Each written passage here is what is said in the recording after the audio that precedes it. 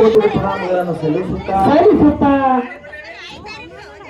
ಯಾವ ಗ್ರಾಮದ ದೇವರಾಗಿರ್ತಕ್ಕಂಥ ಭಕ್ತಿ ನೋಡಿದವರಿಗೆ ಭಾಗ್ಯವನ್ನು ನೀಡಿರ್ತಕ್ಕಂಥ ಯರಗಲ ಗ್ರಾಮದಲ್ಲಿ ಹಳ್ಳದ ದಂಡಿಗೆ ಹಿಂಬಾಗಿ ಇಳಿದಿರ್ತಕ್ಕಂಥ ಯಾವ ನನ್ನಪ್ಪ ಯರಗಲ ಗ್ರಾಮದ ಮೇಟೇಶ ಮುಖ್ಯನ ಪದಕ್ಕೆ ನನ್ನ ಅನಂತ ಕೋಟಿ ಪ್ರಣಾಮಗಳನ್ನು ಸಲ್ಲಿಸುತ್ತಾ